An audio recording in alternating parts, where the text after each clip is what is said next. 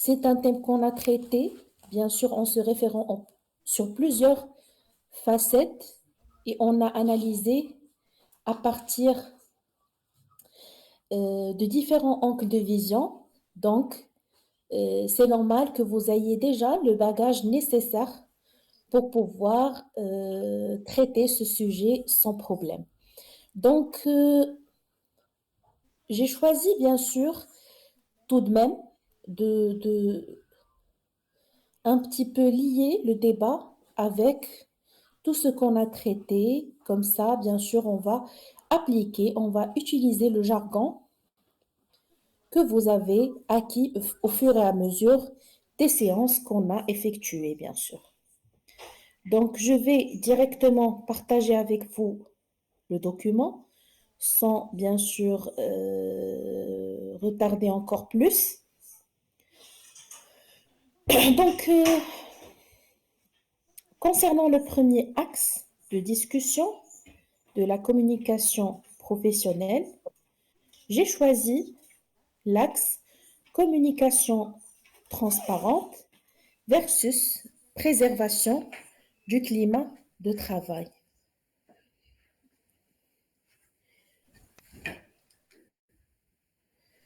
Donc ici, on a comme première problématique. Donc, avant d'aborder la problématique, je vais juste poser la question. Pour vous, ça vous dit quoi la communication transparente? C'est quoi une communication transparente? Je pense c'est la communication euh, qui, qui implique ou qui adopte une sincérité. On parle clair, honnêtement, il y a pas quelque chose à cacher. D'accord? Oui, Monsieur Mustapha, pour vous? Oui, une communication transparente exige de ne cacher rien, de dire les choses comme, comme qu'elle est. C'est-à-dire, on ne dit pas seulement les choses qui sont bonnes, mais on dit même même les problèmes afin de trouver des solutions et résoudre ces problèmes. On dit pas, par Et exemple, quelque résoudre, oui. chose que... euh, Mustafa, vous avez terminé votre Oui, idée. oui, oui. Ah, j'ai cru que... Euh, Madame, aussi, c'est la communication que on dit pas quelque chose seulement pour plaire la personne qu'on parle. On dit la vérité mal, et on s'intéresse pas par les conséquences. D'accord, très bien. Donc, on parle honnêtement, on dit la vérité, on est transparent. Ça veut dire on transfère l'information de manière très claire, bien sûr, quelles que soient les conséquences qu'ils peuvent avoir sur, bien sûr, l'interlocuteur.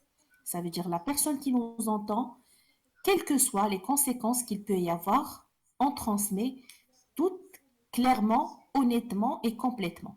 Très bien. Donc, la communication transparente, on peut dire que c'est une manière, bien sûr, de transmettre l'information clairement, honnêtement et complètement, sans cacher aucun détail. D'accord? Donc, euh, si, bien sûr, on a au sein d'une entité ou bien d'un milieu de travail une communication transparente, donc automatiquement, les informations qui vont circuler, comment elles vont être? Les informations qui vont circuler dans ce milieu, comment ils vont être?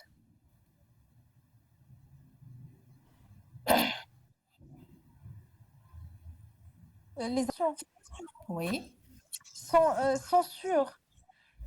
sont Donc, sûrs. il y a pas, parce que il y a personne qui ment. On a seulement, j'ai pas le mot exact, mais euh, il y a la crédibilité. Très bien.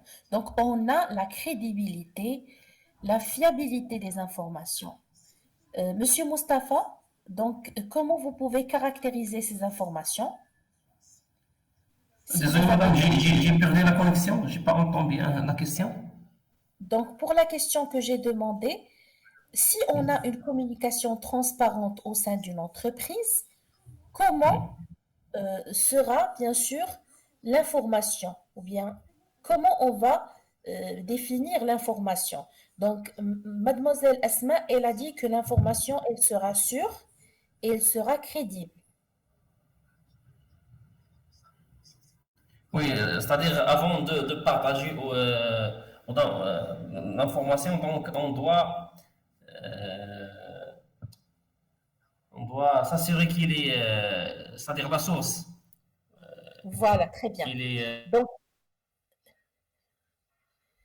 déjà, quand vous, au sein de l'entreprise, vous savez qu'il y a une communication transparente, qu'il y a une communication qui est caractérisée par la clarté, l'honnêteté, automatiquement les informations, ils vont être crédibles, fiables et pertinentes. D'accord? Donc, même les clients, même les collaborateurs, même les supérieurs, donc il y aura un climat caractérisé par la confiance. Et ça, c'est très important au sein des entreprises. Donc, si je demande maintenant, que signifie pour vous un bon climat professionnel? Pour mademoiselle Asma, c'est quoi un bon climat professionnel?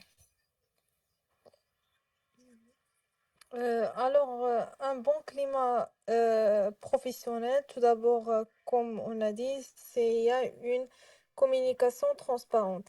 Mais la communication transparente, elle vient pas tout seul. C'est un travail au-dessus que tout d'abord le manager il le fait pour s'assurer son équipe et créer une confiance qui est mutuelle entre les deux. Comme ça, malgré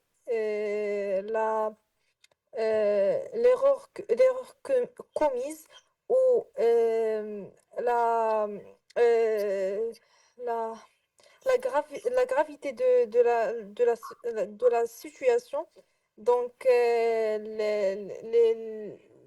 membres de l'équipe, ils n'auront jamais hésité de l'aborder avec son manager. Donc comme ça, on va créer un climat qui est sain et un climat de confiance. euh, et aussi, euh,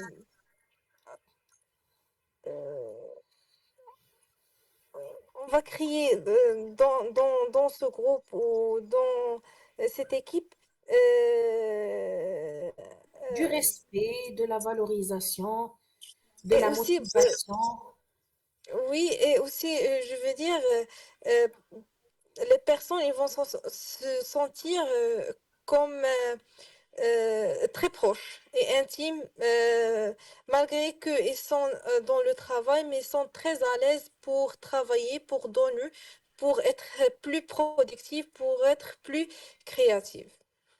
D'accord, très bien. Donc, le bon environnement de travail ou bien le bon climat professionnel, c'est caractérisé par tous les éléments qui sont favorables. C'est un environnement où les relations ils sont positives, la communication elle est fluide, il n'existe pas beaucoup de tensions. Donc ça, c'est le bon climat professionnel. Voilà, très bien. Donc pour vous, Monsieur Mustapha, pour vous, quand est-ce que vous caractérisez un climat professionnel de bon climat de travail?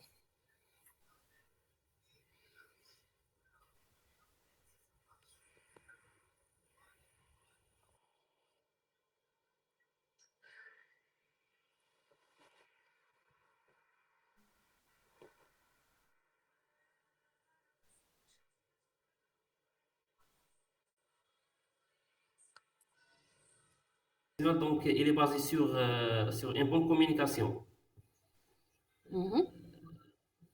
et également sans conflit. Communication sans conflit, oui. Et, euh, lorsqu'on, c'est-à-dire signaler une faute de certains collègues, donc on doit d'abord, c'est-à-dire de signaler une faute, c'est-à-dire on doit d'abord يعني نتأكدوا من la source. Voilà, on doit s'assurer de la source. Oui, on doit s'assurer de la source, c'est-à-dire la source doit être fiable. Très bien, voilà. Euh, et afin de maintenir un équilibre euh, dans les relations, donc on doit, c'est-à-dire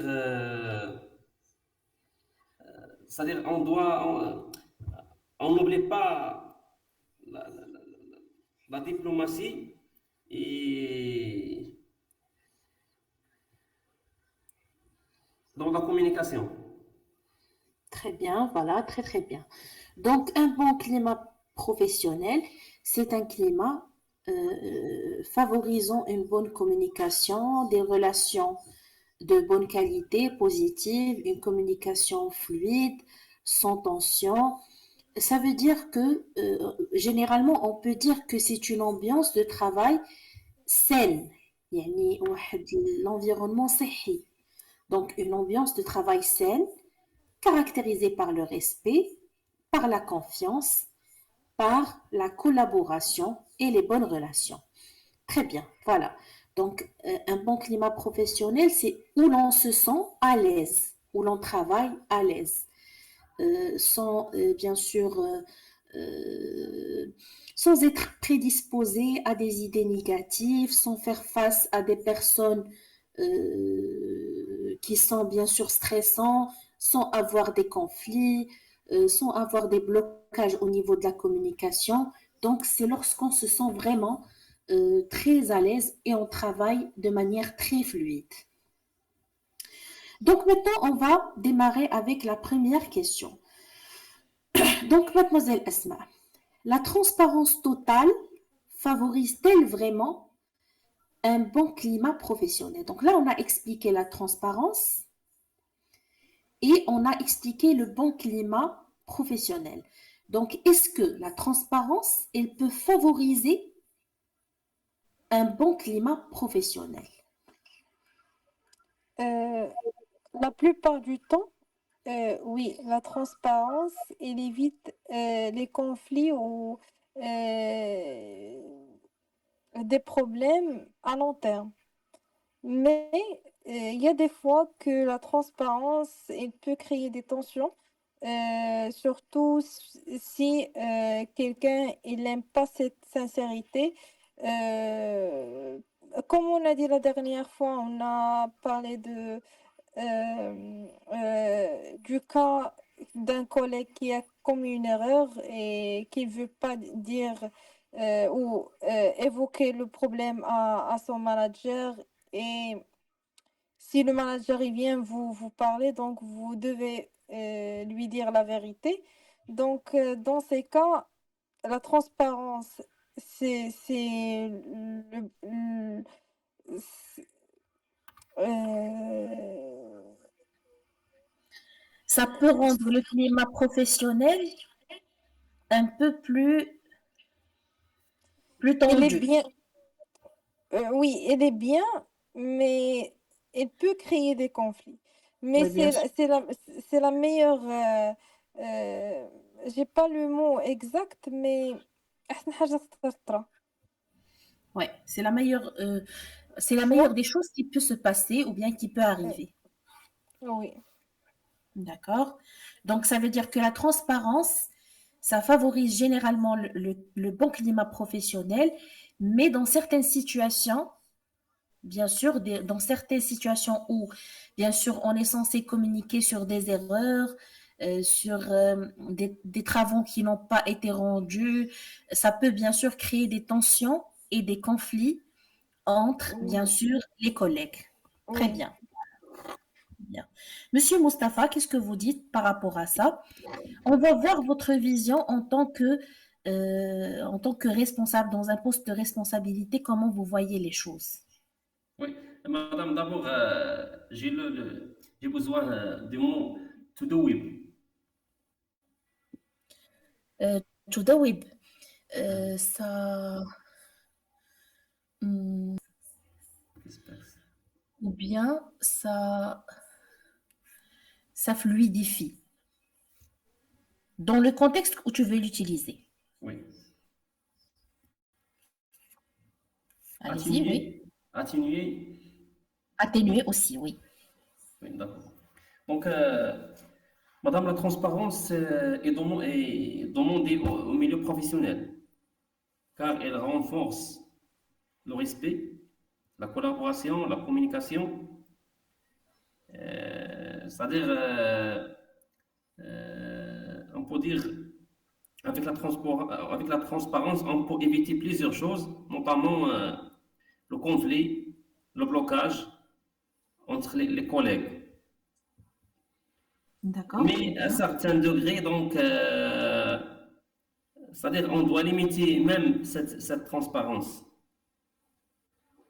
car l'existence de certaines personnes jugées non confiance, ils peuvent créer des problèmes. Oui, Donc, par expérience, donc, même la transparence, c'est-à-dire on ne peut pas parler de la transparence totale. Mais certaines personnes, on peut le faire, mais avec tous c'est-à-dire avec tout le monde, on ne peut pas. d'accord. Donc la transparence, c'est pas valable avec, bien sûr, toutes les personnes. Et bien sûr, je vais relier cette idée avec le fait que on est dans une culture et dans un contexte qui ne valorise pas vraiment la vérité, qui ne valorise pas vraiment la sincérité et l'honnêteté. Donc ça, il Et, faut le prendre en considération. et surtout, madame, qu'on a dit par exemple dans une séance, c'est que ici au Maroc, on mélange l'amitié avec le professionnel. Par exemple, si tu es mon collègue et en même temps, tu es mon ami proche, donc à travers le travail, on a construit cette amitié à travers le travail. Donc, si on est dans une réunion, si je vais te parler euh, dans un cadre professionnel d'une erreur que tu as commise ou quelque chose qui est pas bien, donc tu vas pas le prendre, tu vas le prendre personnel et tu vas pas, peut-être qu'il va pas te parler après, qu'il va arrêter l'amitié, donc il va le prendre comme si c'est une trahison. Oui. Donc, il va le prendre comme si c'est une trahison. Bien sûr, vous avez fait cela, bien sûr, pour Pour le le détruire ou pour détruire dans le domaine lui professionnel. donner, Oui, lui donner une mauvaise mauvaise image image. devant. Oui, très bien. On a ce problème dans le Maroc. Oui, Oui, madame, mademoiselle Asma, Oui, désolé parce que on parle toujours de la transparence professionnelle et on ne doit pas, c'est-à-dire mélanger le professionnel avec le personnel. Donc, il vaut mieux, c'est-à-dire discuter, communiquer avec les collègues, avec tout ce qui est professionnel et laisser tout ce qui est personnel en dehors de travail, oui, c'est ça afin ce que j'ai d'éviter dit. des problèmes. Oui, c'est ça ce que j'ai dit. Parce que madame, il a dit que on a dans notre culture et dans notre autant qu'on est des Marocains, donc on n'aime pas que quelqu'un il nous dit on est fautif, on a commis des erreurs. Donc j'ai ajouté, j'ai dit que on a aussi ce problème de mélange, donc qui est pire. Oui, d'accord. Si vous êtes l'ami d'une personne et vous avez commis une erreur, ça sera pire de lui dire la vérité. Oui, d'accord. Oui, exactement, oui. Donc, on prend cela comme une atteinte personnelle. On prend les choses à titre personnel. Donc, on ne garde pas cet espace entre le personnel et le professionnel. Ça, c'était l'idée que mademoiselle Asma, elle veut transmettre. Oui, d'accord. Donc, on n'a pas cette séparation que voilà, si je parle du travail, si j'ai une critique, si je dis la vérité, ça veut dire que je voudrais vous faire du mal, mais pas que je voudrais être honnête au travail. Mais bien sûr, comme j'ai dit, cela, c'est une culture qu'on doit bien sûr changer de base. C'est difficile, bien sûr, de convaincre les personnes que voilà, on est honnête. Parfois, ils prennent cela, bien sûr, à titre personnel et ça détruit des amitiés et des relations entre des personnes au niveau du travail. Oui. Donc, on va bien sûr parler du deuxième point. Donc, le tact et la diplomatie doivent-ils primer sur la sincérité? Donc, être bien sûr une personne qui agit avec tact, c'est une personne qui peut agir avec une manière respective, avec une certaine délicatesse. Ça veut dire que c'est une personne qui sait choisir les mots, le moment et qui respecte les sentiments des autres personnes. Donc ça, c'est agir avec tact.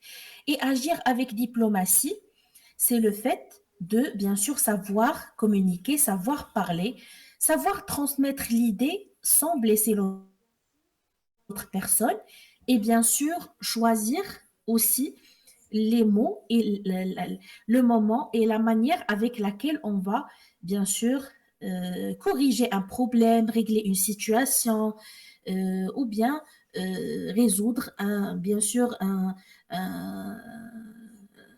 une défaillance qui peut exister au niveau de la manière de travail adoptée par une personne.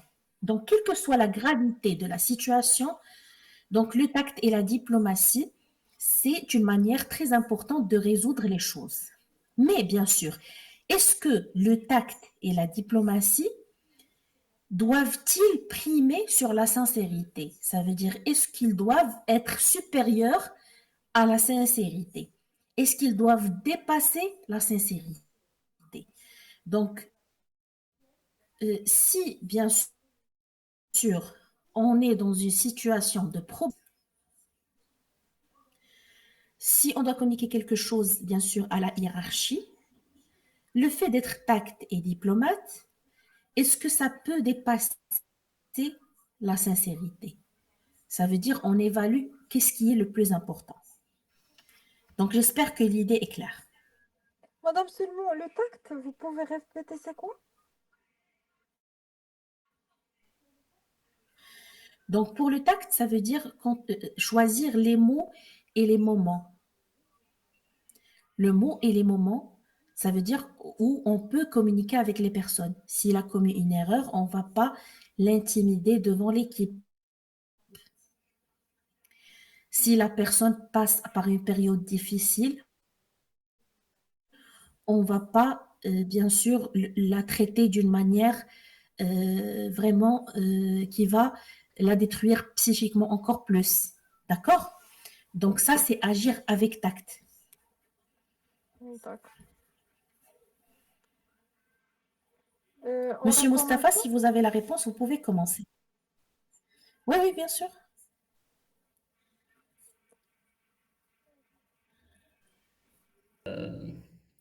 vont pas être à la hauteur.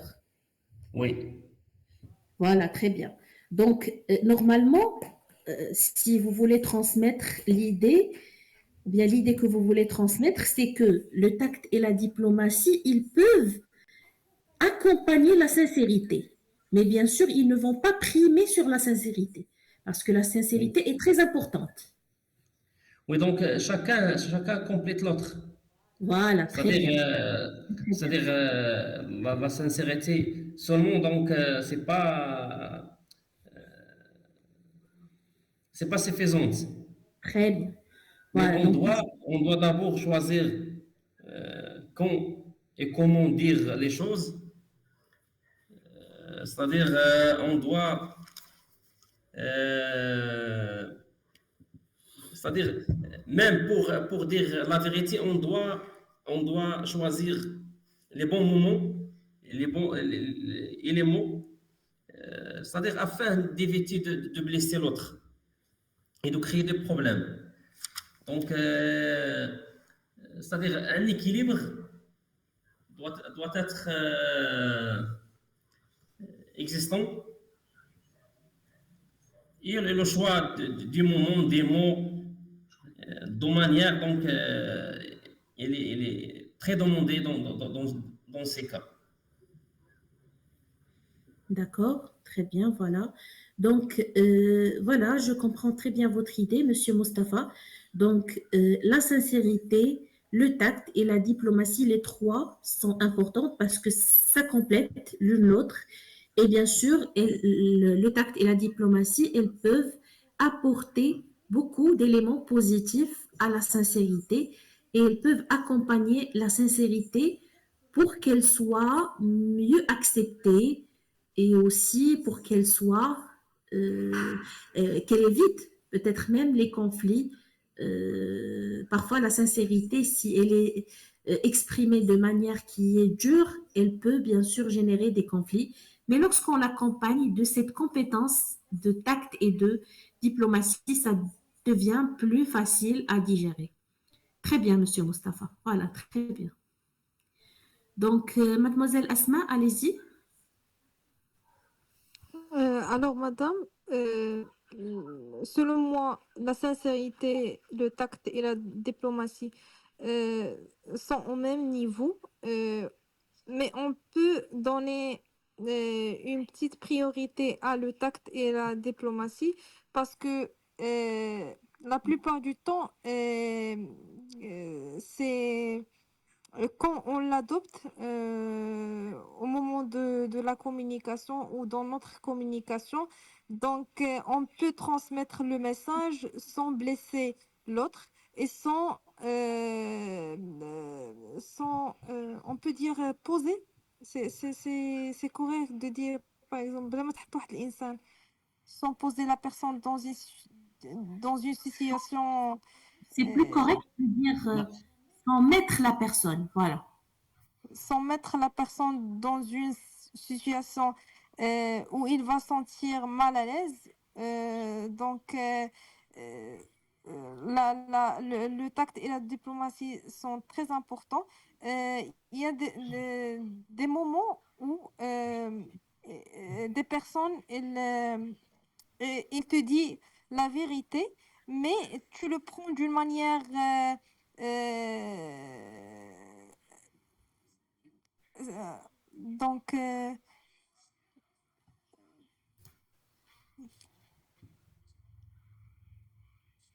Oui, mademoiselle Asma? c'est-à-dire tu le comprends pas mal ou c'est quelque chose, je sais pas le mot exact. C'est-à-dire quand, par exemple, des fois, il y a des personnes, puisqu'ils ils maîtrisent le tact et la diplomatie, quand ils disent quelque chose avec une sincérité, donc personne ne le prend avec du Au mal. sérieux. Euh, Ah oui, c'est pas au ah, sérieux. je comprends. Je comprends maintenant, oui. Donc, il comprend, il le prend, il s'intéresse pas avec les mots, mais il s'intéresse avec l'idée de la personne. L'idée, Et, oui. elle aime ce qu'il va dire et il comprend que la personne, il veut que du bon pour eux. Donc, il s'intéresse par, oui, c'est ça la vérité, je vais faire quoi pour, par exemple, résoudre ce problème. Elle a dit la vérité, donc je dois changer ce comportement pour pour s'améliorer. Mais des fois, il y a des personnes qui disent, par exemple, des choses qui n'ont... il y a des vérités simples, il n'y a pas de grand-chose, il ne te dit pas de grand-chose, mais tu le prends, c'est-à-dire, tu l'aimes pas, et tu l'acceptes pas parce que elle n'a pas bien choisi les bons mots et le moment. Parce que c'est de préférence dire la vérité avec la personne tête à tête si c'était obligatoire, si ce n'est pas, si, c'est-à-dire si la vérité ou le discours n'exige pas à de dire devant les autres, par exemple dans une réunion ou dans un groupe qui, qui t'exige à le dire devant tout le monde, c'est mieux de le dire tête à tête pour comme ça, la personne, il va être plus à l'aise et elle va accepter la vérité plus. Très bien, voilà. Donc, vous rejoignez l'idée de Monsieur Mustapha que la sincérité, elle est demandée, elle est importante, mais aussi le tact et la diplomatie restent des éléments aussi très favorables lors, bien sûr, de la communication, surtout des remarques ou bien des critiques ou bien dans des situations qui sont délicates. Oui, madame. Très bien, mademoiselle Asma, voilà. Donc maintenant, on va parler de la satisfaction du client et la dignité des employés. Donc, on a déjà, bien sûr, traité un petit peu ces deux éléments au niveau de la séance précédente. On a parlé de la satisfaction du client, bien sûr, comment satisfaire le client et comment, bien sûr, aussi, il faut garder la dignité des employés, le karam des employés. Donc, est-ce que les entreprises doivent-elles donner la priorité absolue aux clients? Donc, ça, c'est la première question. Donc, selon chacun de vous, qu'est-ce que vous pensez? Est-ce que le client, il doit avoir, on va dire, le pouvoir absolu? La priorité absolue, ça veut dire qu'il a un pouvoir absolu, même sur les employés et sur l'entreprise. Allez-y, Monsieur Mustapha, on va commencer avec vous.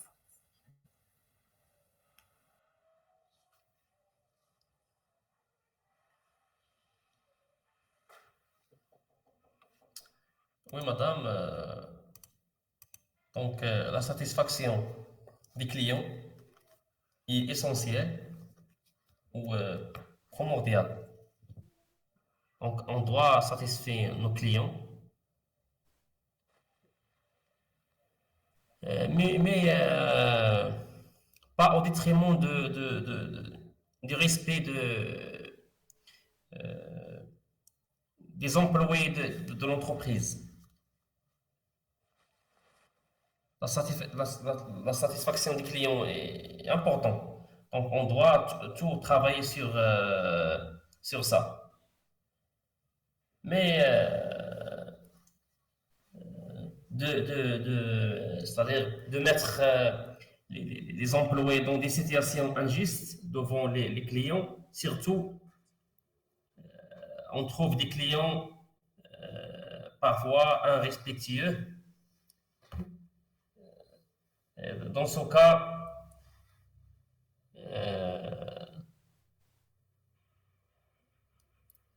donc on doit, c'est-à-dire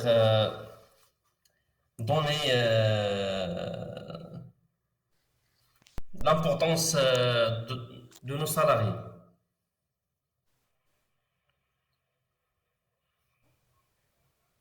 Donc vous, Monsieur Mustapha, vous voyez qu'il faut accorder de l'importance aux salariés.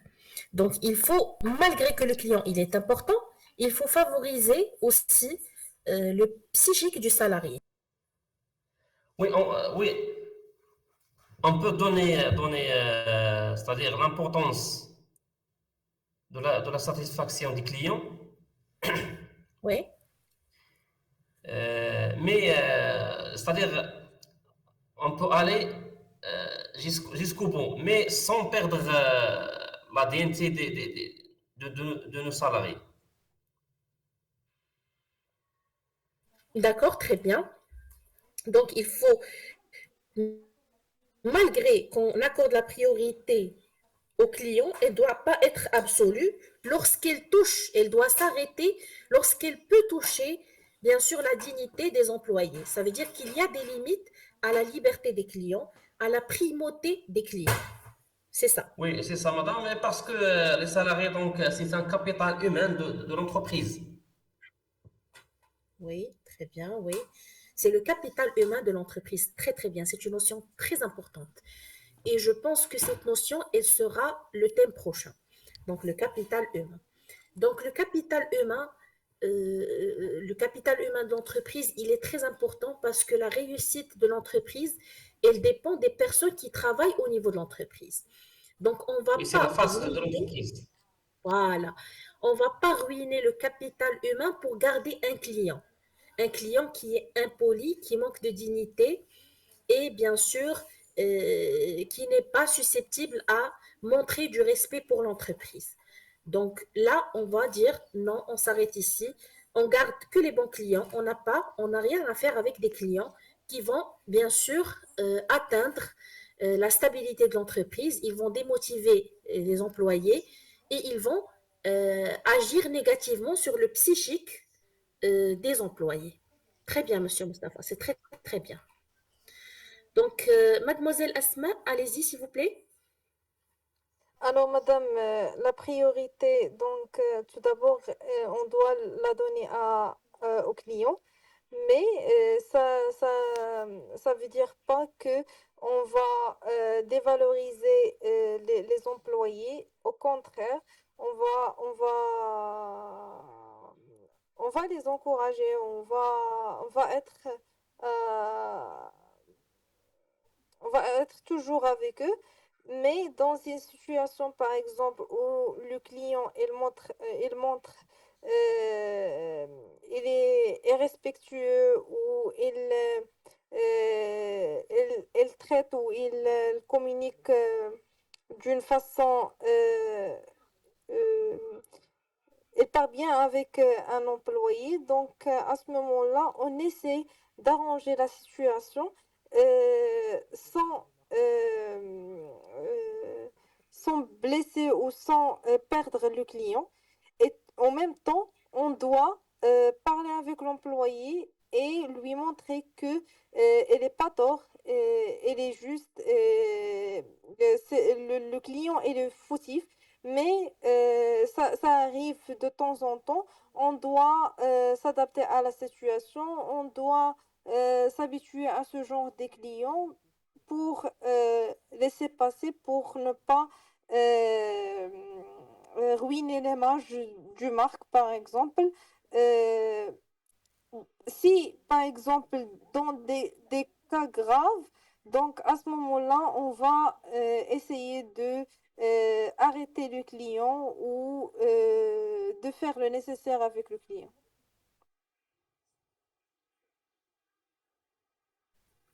D'accord, donc si j'ai bien compris, mademoiselle Asma, donc pour vous aussi, l'employé, il est plus important que le client. Mais tout de même, on doit garder un petit peu d'avantage pour le client, c'est ça. Oui. Donc ça veut dire Donc, qu'on doit... si, oui, madame. Oui, allez-y, allez-y. Par exemple, si le client, il va commencer de crier, hurler comment on dit, il insulte par exemple la marque, le magasin, ainsi de suite. Donc, on va essayer d'arranger la situation, on va essayer de calmer le client. S'il va, par exemple, dire quelque chose qu'on peut l'accepter, oui, d'accord, mais on va toujours être avec l'employé. Donc, on va pas, par exemple, si le client il demande, il commence de crier et on va revenir par exemple, l'employé et l'insulter. Pourquoi vous n'avez pas fait ça? Pourquoi vous n'avez pas dit ça? Tu n'as pas bien parlé au client ou tu n'as pas être serviable assez au client. C'est pour cela il a commencé de crier. Donc, on doit pas faire ça. On doit être toujours avec l'employé, mais en même temps, on essaie toujours de ne pas perdre le client malgré le client, il est un peu irrespectueux.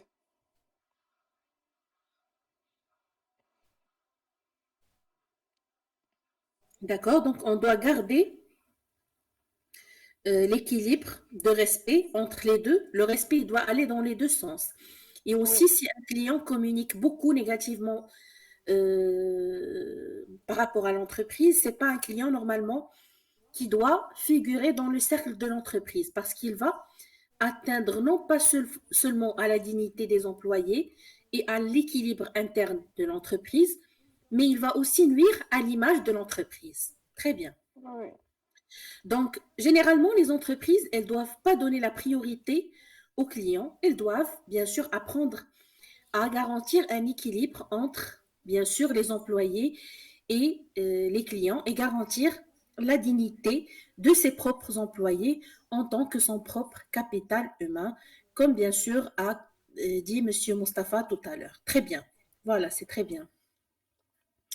Donc maintenant, comment protéger les employés des abus tout en maintenant la qualité du service? Euh, Quand on parle d'abus, abuser de quelqu'un, ça veut dire le traiter d'une manière négative ou d'une manière vulgaire. D'accord? Que ça soit abus avec des mots, que ça soit abus physique, psychique. Donc, même, bien sûr, parfois l'abus, il peut être par rapport aux supérieurs. Il y a des supérieurs qui abusent des employés. Ça veut dire qu'ils utilisent leur pouvoir pour les dévaloriser, pour bien sûr leur faire de la pression, etc. Donc ça, c'est la signification de l'abus. C'est un traitement injuste ou inapproprié. Ça veut dire on traite une personne de manière négative ou bien de manière qui n'est pas adaptée. Donc comment protéger les employés des abus tout en maintenant la qualité de service? Mais dans cette question, on parle toujours des abus des clients. D'accord? Donc, j'ai donné l'exemple juste pour vous expliquer le terme abus. Donc, comment protéger les employés des abus?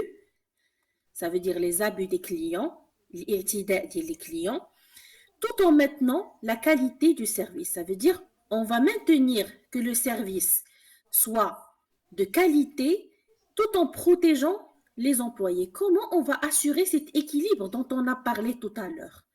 Donc, allez-y, Monsieur Mustapha.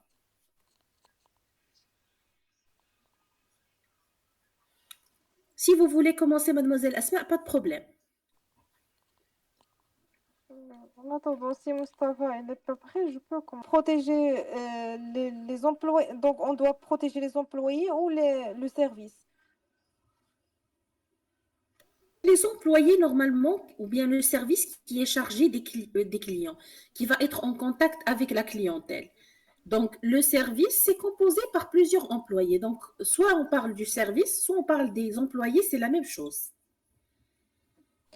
Donc, pour protéger, comme j'ai dit tout d'abord, on doit essayer euh, de mettre le client est en premier. Donc, c'est pas, ça veut dire pas que euh, on va accepter tout ce qu'il va dire, mais on va essayer de respecter le client au maximum et de lui donner, de servir tout ce qu'il veut. Par exemple, je vais vous donner un exemple. Si le client, il veut un article, il veut une promotion, par exemple, qu'il a entendu de nulle part. Donc, il veut cette promotion et que le magasin, il a arrêté la promotion. Dans ce cas, on va essayer de lui comprendre que la promotion, elle n'est pas, comment on dit, accessible. C'est quoi le mot? Euh, Oui, vous avez dit, mademoiselle? C'est expiré. Elle a expiré. Donc, la promotion a été expirée. Si on peut donner par exemple, une exception à ce client et ouvrir la promotion seulement pour le client, on va le faire pour ce cas. On va calmer le client et en même temps, on ne va pas ruiner l'image parce que si les gens ils vont entendre des critiques, des conflits qui sont liés à cette marque, donc en même temps l'image de la société elle va ruiner et ça on veut pas. Elle va donner aussi une image inverse sur le service. Donc c'est bien essayer de résoudre le problème d'une façon pour... euh, c'est quoi tarder le client? Satisfaire le client, mais en même temps, on ne va pas laisser le client exagérer si, par exemple, il va le faire plusieurs fois ou si il va commencer de dire des mots qui ne sont pas bien. Donc, à ce moment-là, où on va arrêter le client de parler, où on va résoudre le problème d'une autre manière. Oui, je suis d'accord avec vous, mademoiselle Asma. Je vais vous dire une chose. Je pense que j'ai parlé de cela avant. Donc, j'avais parlé d'une loi qui existe au niveau du management. Donc, c'est qu'un client qui n'est pas satisfait, il peut communiquer à 10 personnes son manque de satisfaction ou bien sa non-satisfaction. Et un client qui est satisfait, il communique, ça veut dire 1 plus 1 égale à 2, un client satisfait, et 1 plus 1 égale à 10 d'un client non satisfait. Donc ça, c'est une loi qui explique que vraiment, il faut être très vigilant vis-à-vis des clients. Donc, il faut être très vigilant. Il faut chercher à résoudre les problèmes avec le minimum des dégâts. Il faut faire en sorte que bien sûr, l'image de l'entreprise est très importante et elle prime sur toutes les autres considérations. Mais bien sûr, il y a des limites. Il y a bien sûr un point à ne pas dépasser. Donc là, bien sûr, on parle bien sûr que dans certains cas, des clients, ils commencent à exercer de la pression sur les entreprises en utilisant ce point-là. Donc ça, c'est un point faible pour les entreprises. Donc là, quand on ressent que le client il a compris que c'est un point faible pour l'entreprise, il ne faut pas le laisser, bien sûr, l'utiliser et bien sûr atteindre aux employés de manière qui est très défavorable et abuser, bien sûr, de cette relation de respect que l'entreprise tient vis-à-vis du client et de cet avantage qu'elle accorde au client. D'accord? Donc ça, c'est très important. Donc, c'est pour cela que l'entreprise, elle doit, bien sûr, on va dire, parfois, elle doit encadrer la relation qui existe entre les employés et les clients. Ça veut dire qu'on doit instaurer des normes, des conditions des limites à cette relation. Pourquoi? Pour bien sûr que le client aussi ressente qu'il y a un cadre légal qui encadre cette relation. Et là, Oui, il ne va pas pouvoir abuser. oui, madame, et je vais ajouter à votre point, c'est que c'est mieux que les entreprises, ils font des formations aux postes qui ont un contact avec le client. Comment arranger les situations, comment parler avec le client, si un client il exagère, comment vous réagirez. Donc, une petite formation comment se comporter avec le client. C'est très important. Oui, très bien. Donc ça aussi, c'est très important. Et aussi, il faut essayer de maintenir le maintien de la qualité de service. Ça, c'est la question qui laisse toujours les entreprises parfois subir des clients qui sont vraiment pas polis, qui sont vraiment pas dignes de communiquer avec des employés.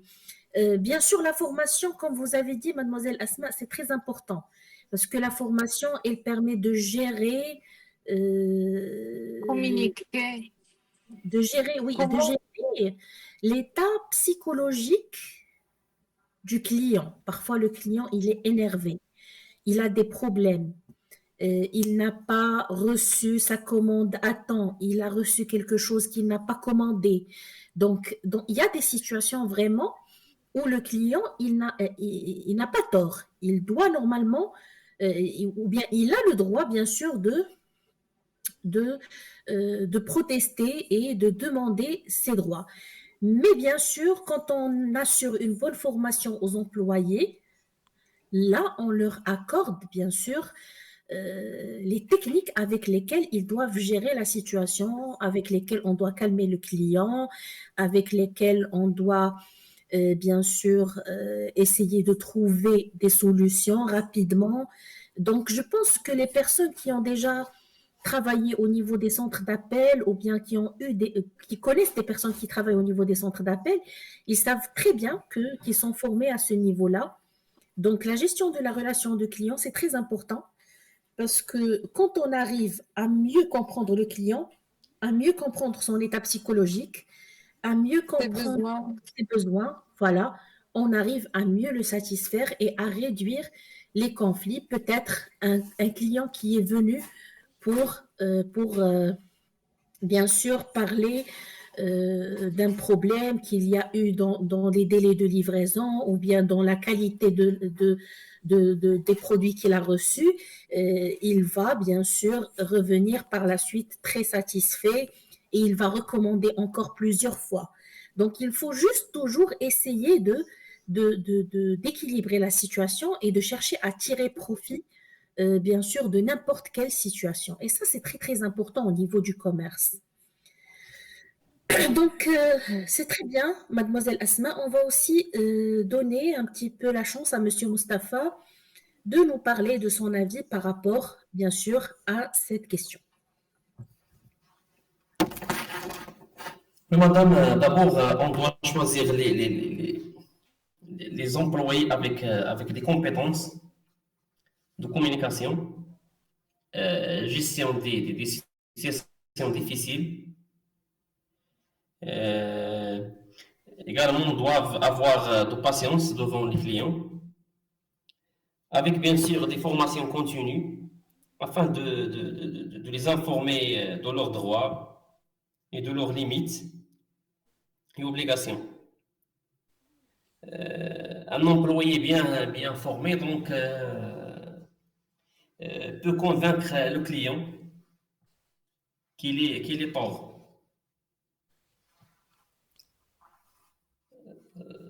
Bien sûr, dans certaines situations. Euh,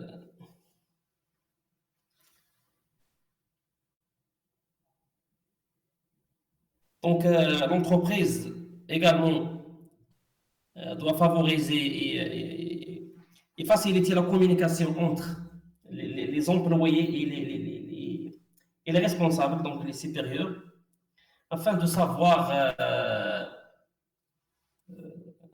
bien sûr les problèmes qu'ils rencontrent,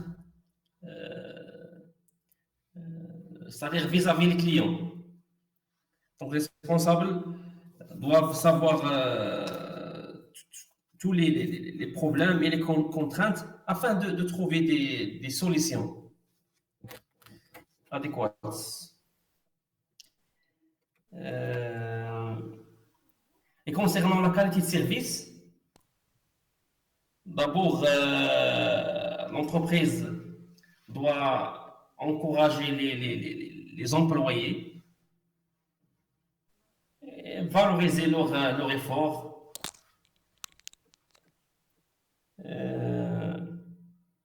et mettre à la disposition des clients, que ce soit des numéros pour c'est pas informer, c'est pour signaler des réclamations ou des sites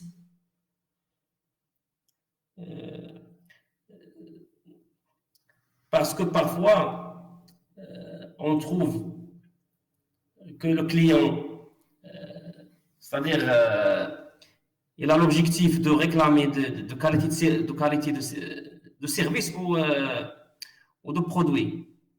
Donc le premier contact, c'est toujours le commercial ou l'employé. Et on doit également faciliter la communication entre.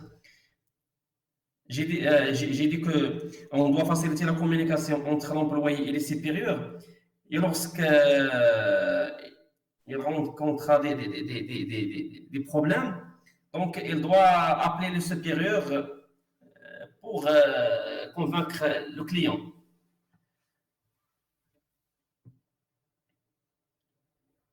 Oui, c'est ça.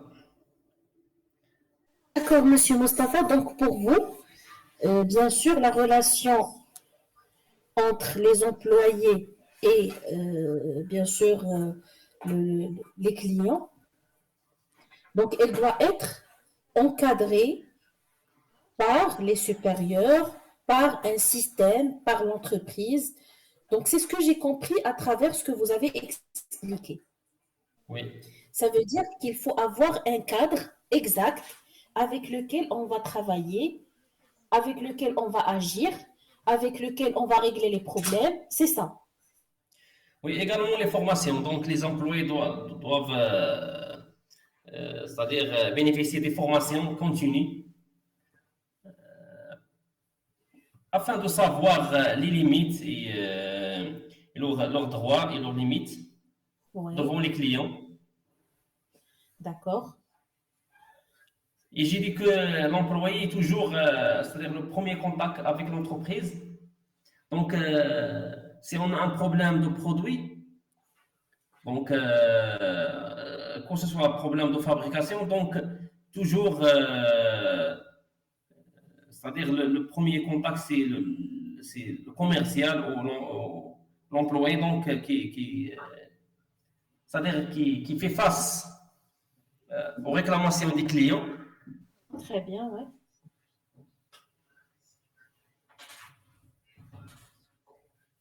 Donc, il a besoin de l'aide de son supérieur. Voilà. Donc, il doit toujours être encadré par le supérieur. Oui, c'est vrai parce que, bien sûr, la réussite de l'entreprise ou bien du service client, ça dépend des superviseurs et des responsables. Parce que lorsque les commerciaux ils sont bien encadrés, les employés, ils arrivent à bien interagir avec le client, à bien résoudre les problèmes, à bien sûr, trouver des solutions avec les clients, à bien commercialiser. Parce que, bien sûr, le responsable, il a de l'expérience, il a beaucoup plus d'expérience. Donc, bien sûr, quand on fait face à des situations particulières, il doit être à l'écoute aussi il doit aussi contribuer à la valorisation et à la réussite de son projet commercial. Donc, je suis totalement d'accord avec vous. Donc, pour protéger les employés, il faut bien sûr un suivi rigoureux de la part des responsables et des employés et des employeurs, pardon, des superviseurs aussi. Donc, et il faut assurer bien sûr une bonne communication. Même le client, quand il ressent qu'il y a une certaine intervention, un certain encadrement des responsables, il reste bien sûr dans les normes. Il n'y a pas d'abus, il n'y a pas de manque de respect, il n'y a pas de problème. Donc, lorsqu'il ressent que vraiment il y a une bonne gestion, un bon suivi, et il comprend que voilà, je suis face à une structure qui est bien organisée et bien sûr, je ne peux pas faire n'importe quoi. Très bien, Monsieur Mustapha, voilà, c'est très très bien. Donc, maintenant, on va parler un petit peu du troisième thème, justice, équité dans les décisions professionnelles.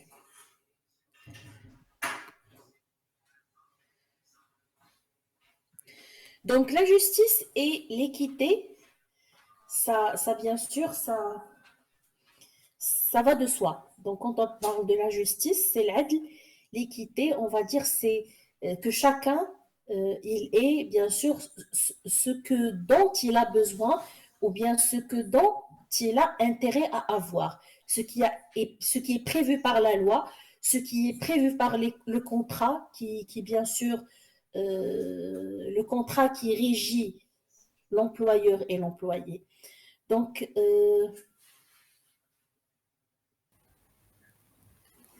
je disais, Monsieur Mustapha, que la justice et l'équité dans les décisions professionnelles. Donc, je disais que, bien sûr, la justice et l'équité, c'est à peu près la même chose. Quand on parle de la justice et l'équité,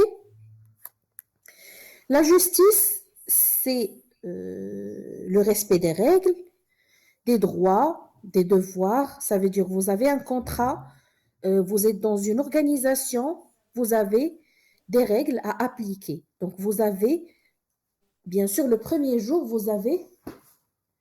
vous êtes mis d'accord sur, bien sûr, quelque chose à respecter. Ça veut dire que vous avez un contrat de travail qui régit vos fonctions, aussi qui régit, bien sûr, les droits et les obligations de votre employeur et vis-à-vis de votre employeur et vos droits et aussi vos obligations. Donc ça, c'est quand on parle de justice. Donc quand on parle bien sûr de l'équité, ça va un petit peu dans le même sens, ça va de soi. Donc c'est l'adaptation des décisions, bien sûr, en tenant compte des différences et des situations. Ça veut dire que chacun a son poste, chacun a ses missions à réaliser. Chacun a bien sûr des besoins différents, donc, mais tout de même, on reste dans la justice. Ça veut dire que même si on adapte, on ne va pas favoriser quelqu'un par rapport à l'autre. Donc ici, bien sûr, en parlant de la justice et de l'équité dans les décisions professionnelles, donc l'équité signifie-t-elle traiter tout le monde de la même manière ou de façon adaptée à chacun. Donc, est-ce que l'équité signifie de traiter tout le monde de la même manière, ou bien je vais adapter à chacun. Donc, d'après ce que j'ai expliqué, qu'est-ce que vous pensez?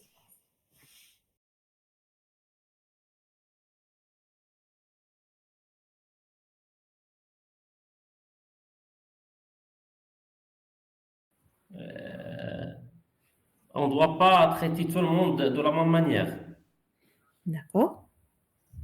parce que euh, on n'a pas les mêmes conditions de travail. Oui. on a des postes qui ont des risques. On a également des postes qui ont des contraintes. Donc, par exemple, les personnes qui travaillent dans les bureaux climatisés, c'est pas comme les gens qui travaillent dans les chantiers, sous-sol, ou les personnes qui travaillent, c'est-à-dire surtout par exemple les ouvriers ou les conducteurs machines. Donc, ils travaillent dans le bruit. On a des maladies professionnelles, on a beaucoup de choses. Donc, si on,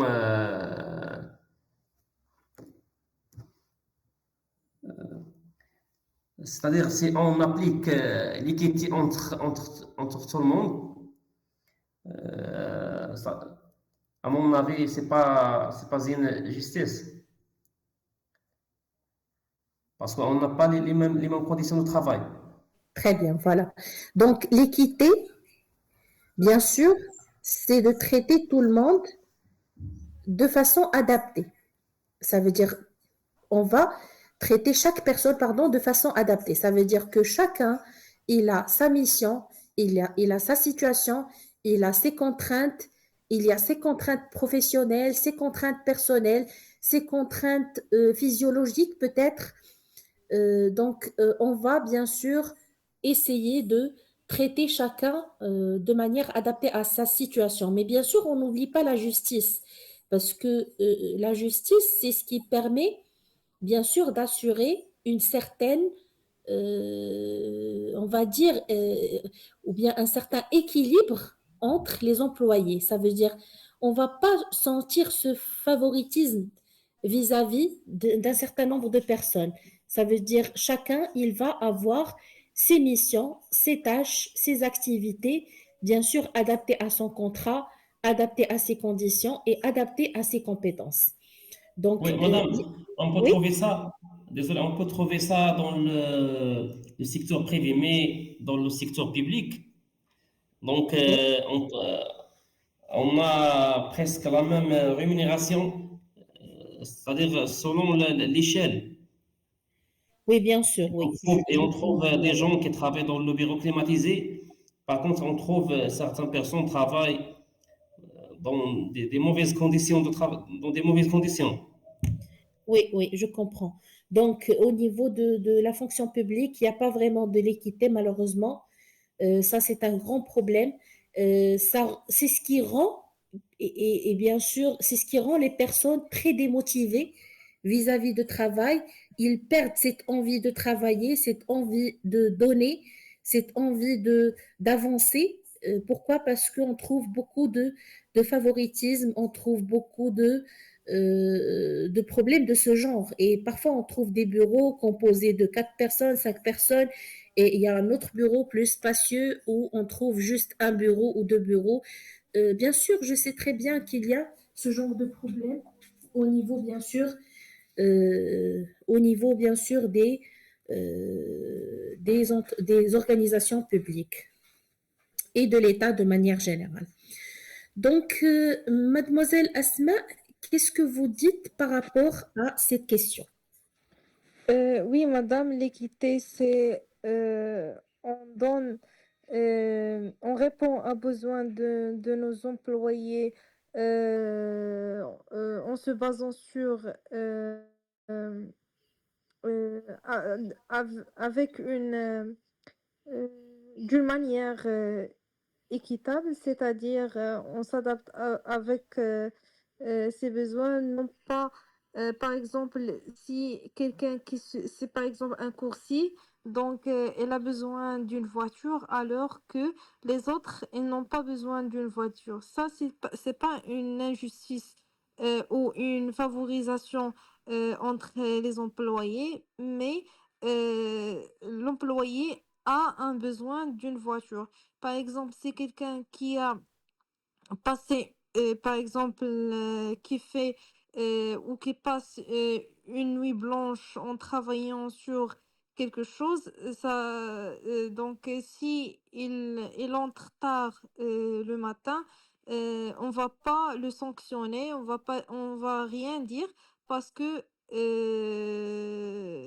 elle a ses excuses par rapport à les autres employés. Donc, on peut pas traiter tout le monde de la même manière, surtout dans le même, par exemple, service aux tâches, par exemple, périmètre, c'est-à-dire périmètre. Donc, on va parler de l'injustice si on va faire une favorisation dans un périmètre où on n'a pas euh,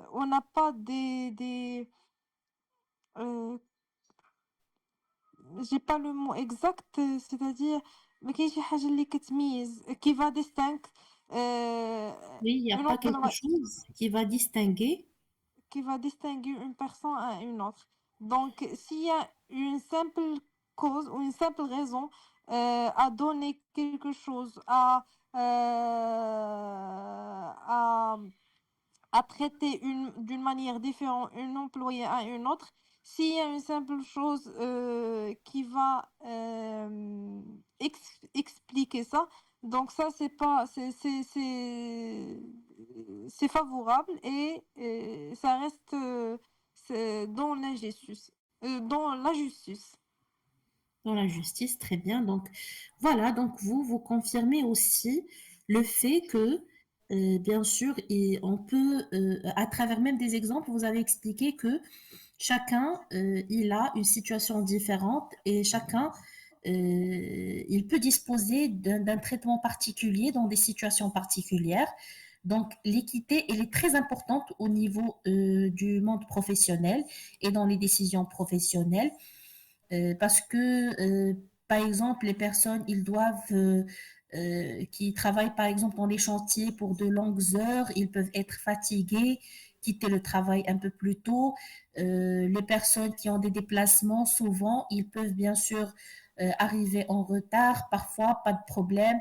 Donc, des personnes qui sont censées travailler sur des rapports tard le soir, chaque jour, quotidiennement. Ils peuvent disposer d'un certain nombre d'avantages. Donc, bien sûr, chacun, il doit être traité en se référant à sa situation et bien sûr sans manquer de justice au niveau de l'entreprise. Très, très bien. C'est au contraire, si on va traiter tout le monde d'une manière équilibrée, donc ici on va être injuste envers des employés. D'accord, très bien. Très très bien. Voilà, c'est correct. Donc, c'est bon. Donc, on va s'arrêter juste ici pour aujourd'hui. Donc, je tiens à vous remercier infiniment pour votre présence et pour cette riche discussion qu'on a eue aujourd'hui. On va bien sûr continuer demain sur le même sens. On va continuer de la même manière. Bien sûr, il y aura avec nous Monsieur Mounir, il y aura avec nous également Madame Soumia. On va enrichir le débat encore plus.